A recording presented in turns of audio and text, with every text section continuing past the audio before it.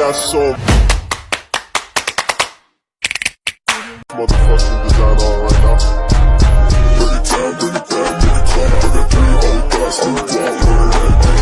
Assalamualaikum warahmatullahi wabarakatuh. Shalom, Om Swastiastu, Namo Buddhaya, Salam Kebajikan. Salam sejahtera bagi kita semua.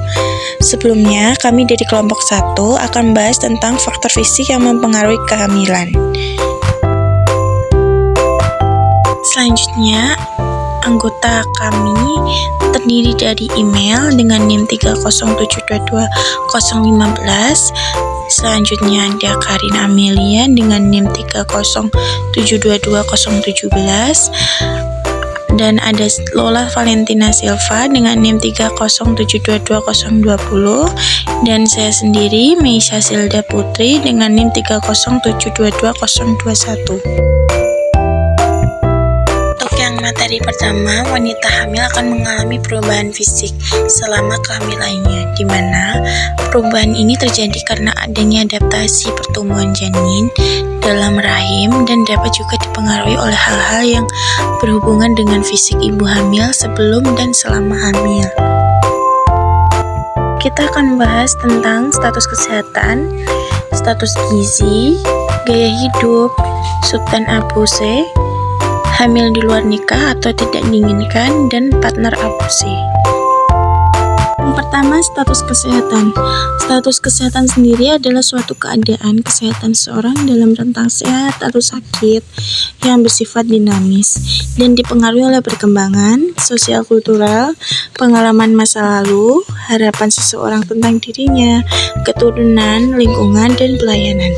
Status kesehatan sendiri dapat diketahui dengan memeriksakan diri dan mau kehamilannya ke nakes terdekat, puskesmas, RP atau poliklinik kebidanan, dan dilakukan secara rutin di tempat pelayanan kesehatan tersebut.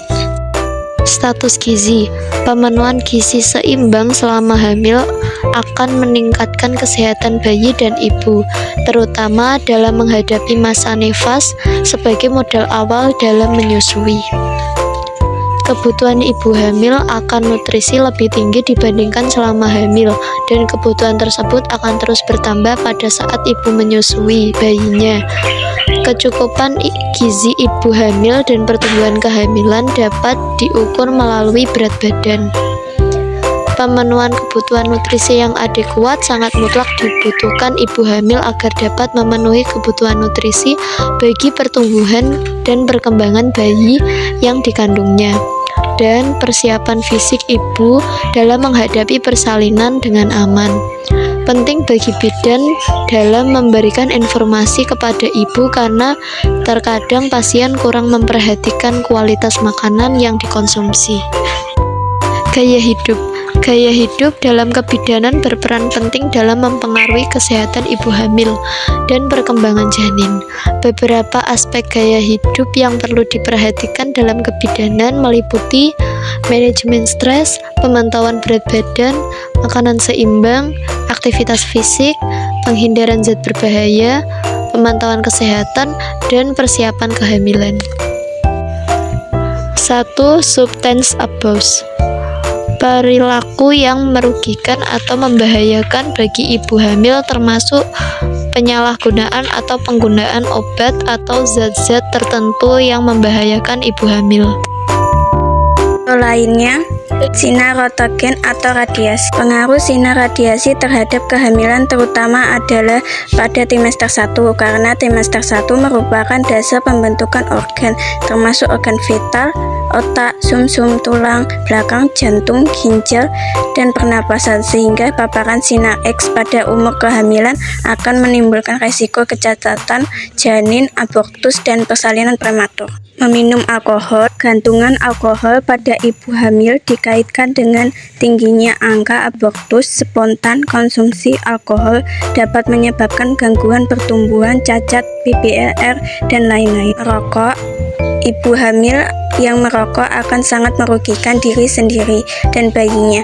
Bayi kekurangan oksigen dan racun yang dihisap melalui rokok bisa ditransfer melalui plasenta ke dalam tubuh bayi. Pada ibu hamil dengan perokok berat atau ibu yang terus-menerus menghirup asap orang lain bisa menyebabkan keguguran, retardasi pertumbuhan janin BBLR, meningkatkan mortalitas dan morbiditas bayi dan perinatal, meningkatkan frekuensi persalinan prematur, ketuban pecah dini. 2. Hamil di luar nikah atau tidak diinginkan. Kehamilan tidak diinginkan, maka secara otomatis ibu akan sangat membenci kehamilannya sehingga tidak ada keinginan dari ibu untuk melakukan hal-hal positif. Pada kehamilan di luar nikah bisa menimbulkan masalah psikologis, sosial ekonomi, masalah fisik. Selain itu, kurang siap untuk merawat bayinya juga perlu diwaspadai agar tidak menjadi postpartum flu. Pada kehamilan di luar nikah bisa menimbulkan masalah, yaitu nomor pertama, masalah psikologis akan timbul berupa perasaan malu, takut, kecewa, menyesal, bahkan menimbulkan stres pada ibu dan nantinya dapat berpengaruh terhadap lainnya. Yang kedua, masalah sosial ekonomi dapat timbul antara lain putus sekolah, penghasilan terbatas, putus kerja atau stres, ekonomi rendah sehingga kurang dapat memenuhi gizi selama hamil, bisa berdampak pada gizi buruk, status anak kurang jelas.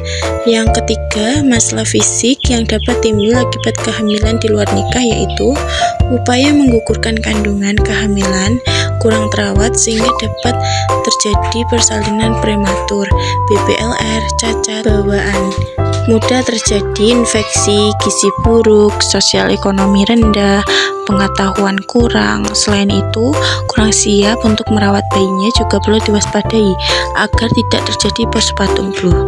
Kehamilan yang tidak direncanakan dapat berdampak pada kesehatan mental ibu. Partner abus merupakan kekerasan selama kehamilan oleh pasangan. Kekerasan dapat terjadi baik secara fisik, psikis, ataupun seksual sehingga dapat terjadi rasa nyeri dan trauma. Sekian presentasi yang dapat kami sampaikan pada kesempatan kali ini. Apabila ada kesalahan baik dari presentasi kami ataupun gerak-gerik kami dalam menyampaikan materi, saya memohon maaf yang sebesar-besarnya kepada semua pendengar materi kali ini. Saya ucapkan banyak terima kasih. Wassalamualaikum warahmatullahi wabarakatuh.